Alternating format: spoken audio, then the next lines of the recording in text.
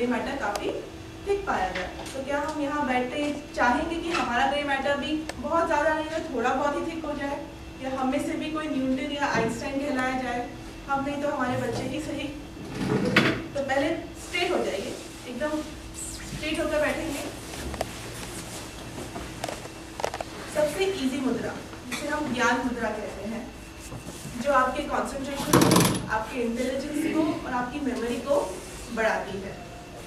अपने अंगूठे को और अपनी पहली उंगली को, फर्स्ट फिंगर को साथ में ज्वाइन करें और थोड़ा सा प्रेशर दें। सब आंखें बंद कर लेंगे। आंखें बंद करके कोई भी पॉजिटिव थॉट या फिर कोई भी आपका ड्रीम हो जो आप पाना चाहें, या कोई भी ऐसी चीज़ जो आपको याद नहीं रहती है, काफ़ी याद करने की कोशिश करते हैं, उसका ध्यान कर लें।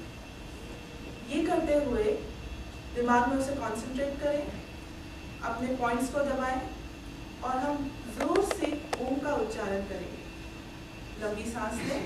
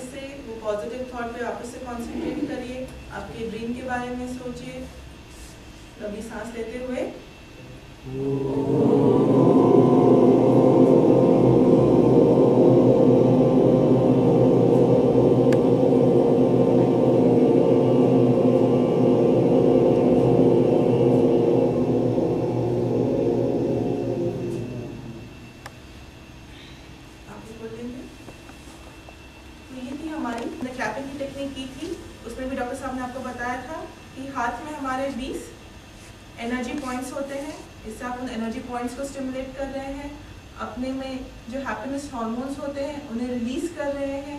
अंदर आपके कुछ केमिकल्स होते हैं, जब आप दोनों हाथों को जोड़ते हैं तो वो केमिकल्स रिलीज होते हैं। कंसंट्रेशन पावर आपकी बढ़ती है, साथ में ही इंटेलिजेंस में भी आपको हेल्पफुल होते हैं। तो वापस से दबाते हुए आंखें बंद करके एक लंबी सांस लेते हैं।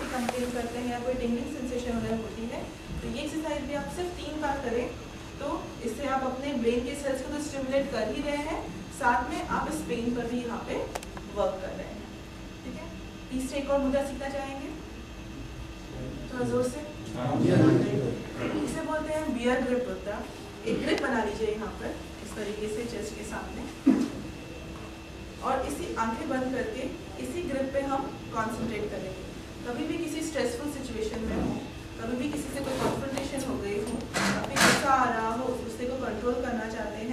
काफ़ी स्ट्रेस सिचुएशन में हो, आगे काम नहीं कर पा रहे हैं, कुछ समझ में नहीं आ रहा है, तो 2 मिनट ये करने की प्रैक्टिस करें।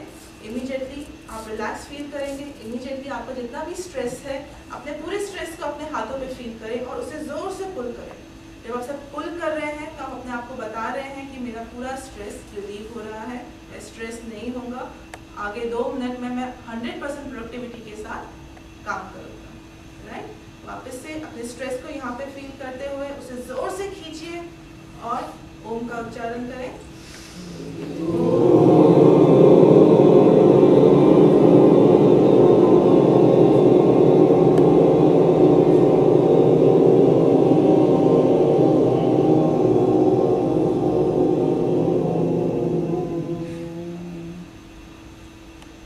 रिलैक्स कर लीजिए, कंधों से एकदम ढीला छोड़ दीजिए अपनी बॉडी को और वापस से लंबी सांस लें।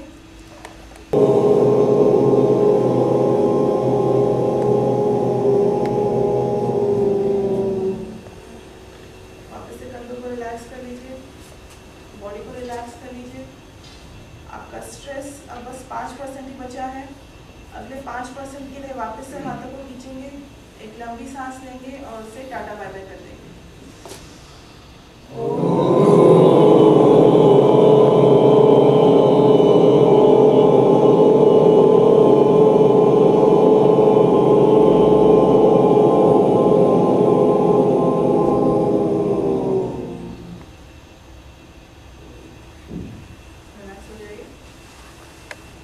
ऐसी 1, 2 या 3 नहीं, काफ़ी सारी ऐसी टेक्निक्स हैं, काफ़ी सारी ऐसी मुद्राएं हैं जो हम इससे हम प्रैक्टिस करें, ज़्यादा नहीं 3-3 बार भी, तो हम काफ़ी हद तक अपने दिमाग को स्टिमुलेट कर सकते हैं। पर बात यह आती है कि इन मुद्राओं को याद कैसे रखा जाए।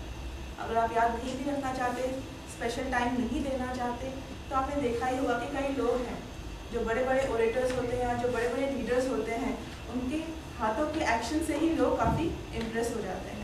राजेश खन्ना का एक स्टाइल तो आपको याद होगा हाथ का, बिल्कुल अटल बिहारी वाजपेयी का ये वाला स्टाइल। और कोई आप बताना चाहेंगे किसी और एक्टर या कोई बड़े लीडर का? देवानंद जी का ये वाला स्टाइल। Very good. और बचपन में भी आपने देखा होगा जब हम लोगों को पोएम या स्टोरी सिखाई जाती थी तो वो एक्शन के साथ दिखाई जाती थी, क्योंकि इसमें क्या होता है, एक आप कानों का इस्तेमाल कर रहे हैं, आप कुछ सीखने के लिए सुन रहे हैं, पर जब साथ में वही चीज़ आपको दिखाई जाती है तो उस चीज़ को याद रखना काफ़ी आसान हो जाता है। जब मैं बोलती हूँ ट्विंकल ट्विंकल लिटिल स्टार, इसे याद रखना थोड़ा मुश्किल होगा, लेकिन जब मैं आपको ये करके दिखाऊं कि twinkle twinkle little star how I wonder what you are, तो इस चीज़ को याद करना काफ़ी आसान हो जाता है। तो हम एक छोटी सी एक्टिविटी करेंगे। मैं एक कहानी की शुरुआत करूँगी जिसे मैं बोलूँगी भी, साथ में हाथ के एक्सप्रेशंस के साथ एक्सप्लेन भी करूँगी। आप उसे मेरे पीछे पीछे रिपीट करेंगे, लेकिन थोड़ी देर के बाद मैं स्टोरी को आधा छोड़ दूँगी। आप में से कुछ लोग आगे आएंगे और उस स्टोरी को अपने हिसाब से कंटिन्यू करेंगे। कहानी सुनाइए।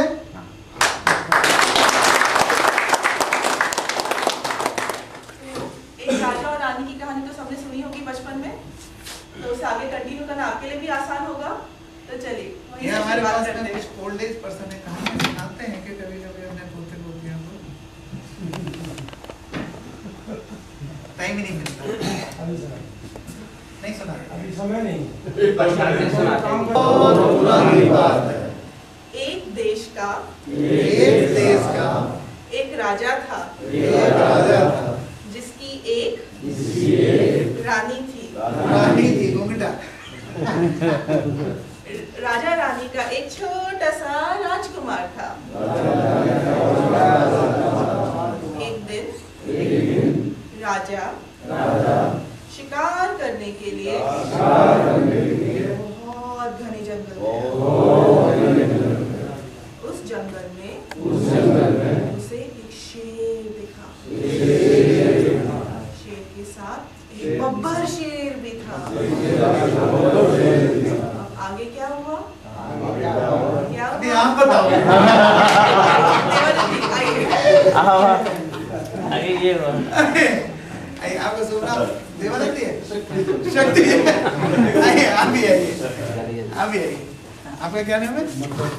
ओके, ये की बात सुन के डर लग गया ना? आगे स्टोरी आप बढ़ाएंगे और हम रिपीट करेंगे जैसे हमने अभी किया। आप भले ध्यान से सोच लीजिए। शेर राजा को देखकर बहुत जोर से दहाड़ा और कहा, मैं तुझे खा जाऊंगा।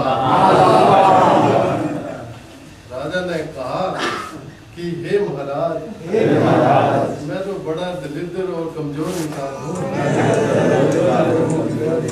मुझे जाने दो, तुम्हारे लायक एक मोटा सा आदमी ला दे दो।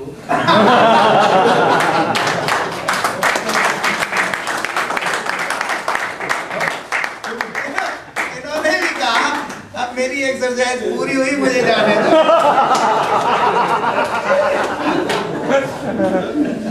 तो भाई साहब उसके बाद आपका नंबर आ गया। ये जो है शेर के सामने आपको ले आए। गुड। हम इनको इमिटेट करेंगे, यानी जैसे ये बताएंगे वैसे हम भी एक्शन करेंगे, बोलेंगे नहीं। शेर पहले सोचा, नहीं आप बच्चे के बारे में पहले से शेर ने सोचा, हाँ बच्चे को कहानी सुनाए। शेर ने सोचा कि चलो छोड़ देते हैं, चलो देखते हैं। छोड़। वो चला गया। उसने कहा कि अगर नहीं वापस आया तो मैं वापस आऊंगा तुझे खाने। थोड़ी देर बाद वो वापस आया, थोड़ी देर बाद मीन शाम को। सोचता आ रहा था तो रास्ते में कुआं दिखा, वहीं बैठ गया। जब क्या करूंगा, आज मर जाऊंगा, कल मेरी प्रजा क्या करेगी, मेरी संतान, मेरा देश, मेरा राज्य क्या होगा। फिर उसने कुएं में झांका तो उसकी शक्ल दिखाई दी। उसने सोचा कुछ करता हूं मैं, आइडिया कुछ आया तो वापस शेर के पास गया। वो पूरी तरह से चिल्लाया। तो वो कह रहा, भाई क्यों लेट हुआ? थोड़ा मसाला ऐड करें। पूरी तरह से चिल्लाया, क्यों लेट हुआ? तो कह रहा, महाराज मैं तो आ रहा था, जंगल में एक और शेर मिल गया। वो कह रहा कि मैं राजा हूं, तू कहाँ जा रहा है? उनकी नहीं, राजा तो वो है। ऐसे करते करते मैं आया बड़ी मुश्किल से आपको बताने। वो कह रहा, मेरे होते हुए जंगल में दूसरा राजा कौन सा है? कि चलो मैं दिखाता हूँ। राजा का इतनी देर में राजा का टेलीफोन आ गया।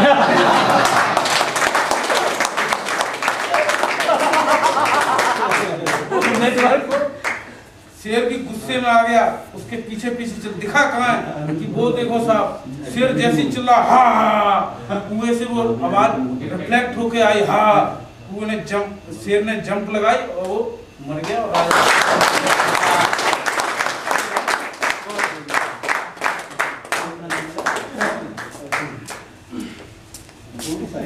इसके इसी कहानी, शेर और कुएं की कहानी के कई वर्जन हो सकते हैं और उन वर्जनों के मूवमेंट भी अलग अलग होंगे।